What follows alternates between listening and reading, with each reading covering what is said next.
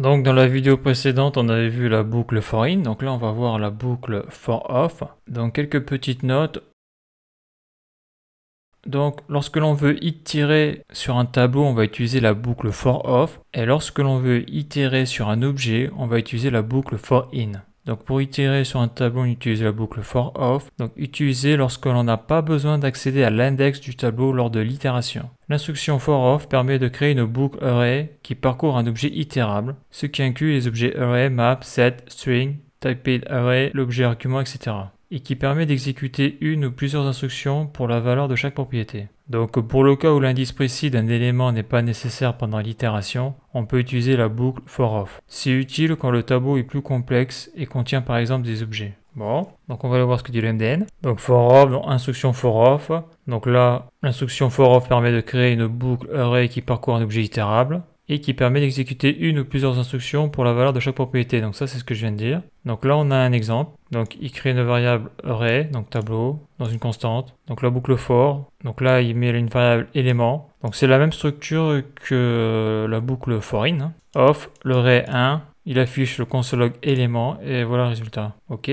Donc syntaxe for. Donc dans les parenthèses variable, off, iterable et après les instructions. Donc variable, à chaque itération, la valeur d'une propriété différente est affectée à variable. Cette variable peut être déclarée avec const, let ou var. Itérable, l'objet dont on parcourt les propriétés énumérables. Instruction, une instruction à exécuter pour chaque propriété. Cette instruction peut être composée de plusieurs instructions en utilisant un bloc d'instructions. Donc là, on a notre exemple, utiliser for off sur un tableau. Donc c'est comme l'exemple du haut, celui-là, c'est à peu près la même chose, sauf que là c'est des chiffres, des nombres, des numbers, et le résultat c'est que ça affiche les nombres comme ça. Si la variable n'est pas réaffectée dans la boucle, on pourra également utiliser const à la place de let. Donc là ils ont mis let à la place de const. Parcourir une chaîne de caractères avec for off. Donc là ils ont créé une variable iterable, dedans ils ont mis le terme pixel, et lorsqu'ils mettent la boucle for off, donc let valeur of iterable qui est ici. Lorsqu'ils font le console.log de valeur, ça affiche les lettres de pixels, donc les unes après les autres. Donc voilà pour cet exemple. Qu'est-ce qu'on a d'autre? Parcourir un tableau typé, type d'array.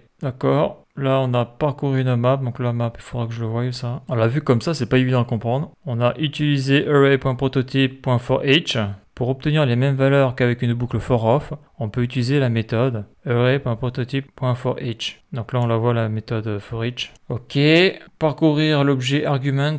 Il est possible de parcourir l'objet argument afin d'examiner l'ensemble des paramètres passés à la fonction. Parcourir des collections DOM. Il est possible de parcourir des collections DOM telles que NodeList. Dans cet exemple, on ajoute une classe read aux paragraphes qui sont des descendants directs d'un article. Clôturer les itérateurs. Dans les boucles for off, on peut provoquer la fin de l'itérateur avec break, continue, throw ou return. Dans ce cas, l'itérateur est fermé. Itérer sur les générateurs.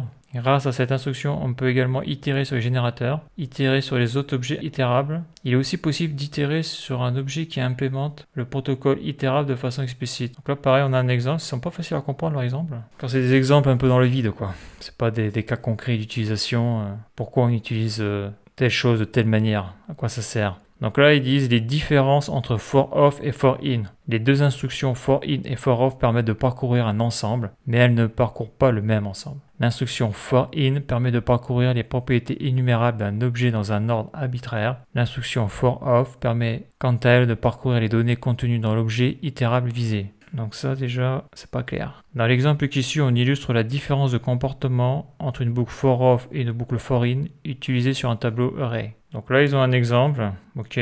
Bon. Chaque objet héritera de la propriété object custom et chaque objet qui a un tableau array héritera de la propriété array custom. Ok.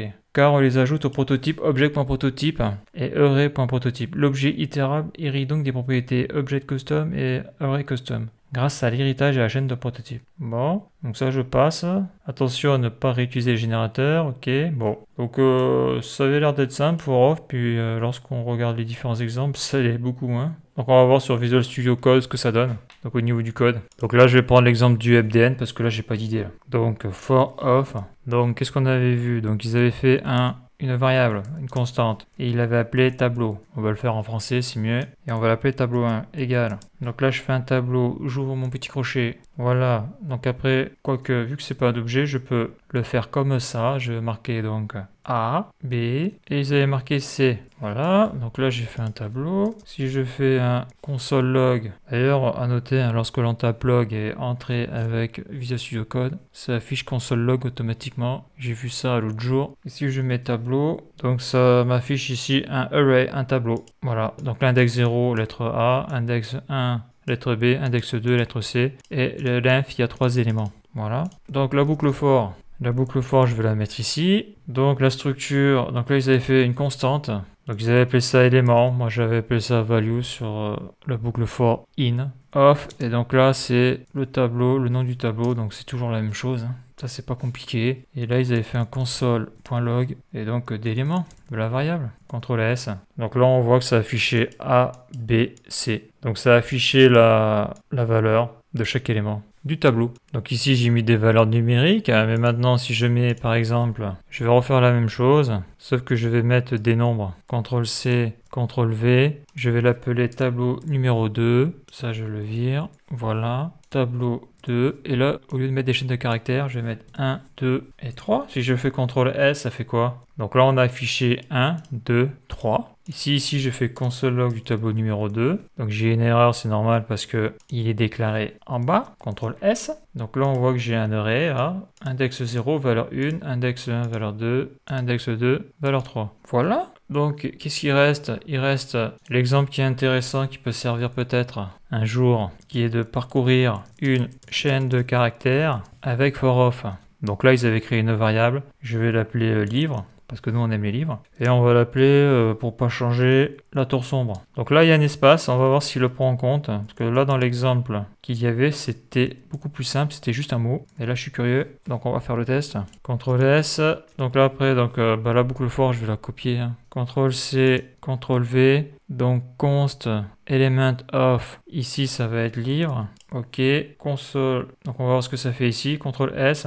Donc on voit que ça nous a affiché la lettre L, A, l'espace, tour, sombre. Ça nous a affiché, ça nous a décomposé le mot. Intéressant. Donc là, si je fais ça, CTRL/, CTRL S, et si je mets à l'intérieur, CTRL C, CTRL V, donc là, c'est une chaîne de caractères, hein. Donc ça m'affiche bien donc la chaîne de caractères, la tour sombre, avec le console log de livre. Donc ça affiche ce qu'il y a ici. Par contre, lorsque je fais une boucle for off, eh bien ça me parcourt toute la chaîne de caractères, comme ça. Et à chaque lettre, ça me fait une ligne. Voilà. Donc voilà, j'en dirai pas plus, parce qu'après, tout ce qui est map, tout ça, pour le moment, j'ai pas le niveau. Donc voilà pour cette vidéo.